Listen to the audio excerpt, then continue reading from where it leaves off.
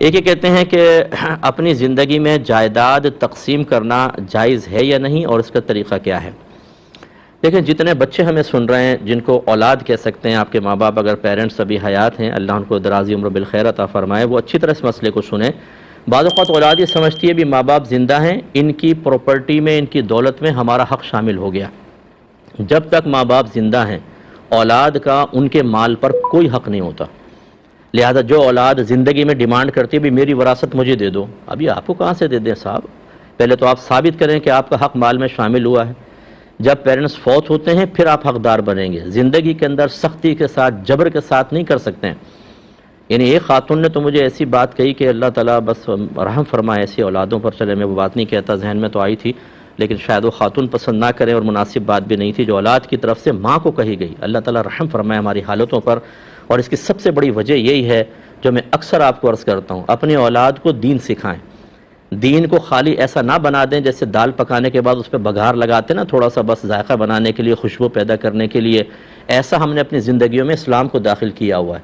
حالانکہ اللہ تعالیٰ فرماتا ہے یا ایھا الذین آمنوا ادخلوا فی السلم کافہ، اے ایمان والو اسلام میں پورے داخل ہو جاؤ۔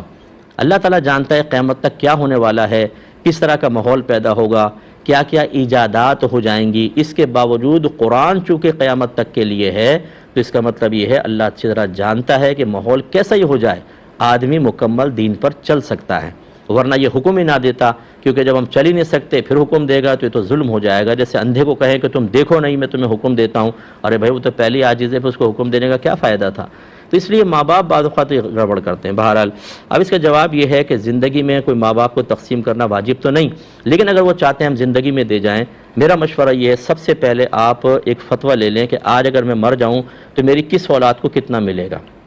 اپنا مال، اپنی پراپرٹی، چاہے وہ دکانیں ہیں، پلاٹ ہیں، مکان ہیں، وہ سب آپ تفصیل دے دیں، اس پہ فتویٰ لے کے رکھ لیں اور بچوں کو بتا دیں کہ ہم مرے اس فتوے کے مطابق تقسیم ہوگی۔ ایک تو یہ طریقہ ہوتا ہے۔ دوسرا یہ ہے کہ آپ چاہتے ہیں زندگی میں دے دوں بس، ٹھیک ہے، آپ کی مرضی ہے۔ اس میں اب دو قول ہیں۔ اس میں افضل صورت یہ ہے کہ سب کو برابر دیں۔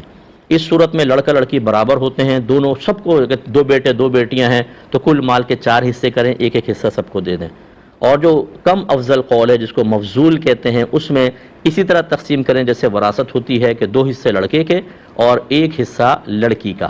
لہذا اگر 2 بیٹے 2 بیٹیاں ہیں تو اس کے 6 حصے کریں گے، 2 حصے بیٹوں کو اور 1 حصہ بچیوں کو ملے گا۔ اس طریقے سے آپ تقسیم کر سکتے ہیں۔ لیکن پیرنٹس سے میری گزارش یہ ہے، آپ کی اولاد کتنی اچھی کیوں نہ ہو، کتنی ہی فرما بردار کیوں نہ ہو، پھر بھی آپ تھوڑا بہت اپنے لیے علیحدہ کر کے رکھیں۔ وہ وراثت میں بعد میں بچوں کے پاس پہنچنے والا ہے، لیکن اگر آپ ٹوٹل ان کو دے کے اپنے ہاتھ کٹا لیں گے، اس کے بعد ہم نے اولاد کے بدلتے ہوئے رویوں کو دیکھا ہے اور اتنے حیرت انگیز طریقے سے دیکھا ہے کہ جس کی کوئی انتہا نہیں۔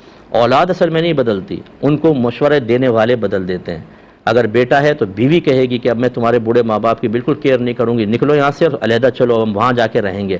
اس سے پہلے وہ دوائیاں بھی لا کر کھلائے گی، ساس کو بھی، سسر کو بھی، چائے بھی بنا کر دے گی وقت پر۔ اچھا، میں ہر بچی کے بارے میں ایسا نہیں کہہ رہا ہوں، کوئی بدگمانی کی حاجت بھی نہیں ہے، لیکن جو ہمارا معاشرے کا مشاہدہ ہے وہ یہی ہے کہ اب چونکہ ان کے پاس کچھ نہیں رہا، بیکار ہو گئے، چھوڑو اب نکلو، اب ان کی کون خدمت کرے۔ ایسا ہرگز مت کیجیے گا، ورنہ آپ کے ہاتھ کٹ گئے تو گئے کام سے آپ۔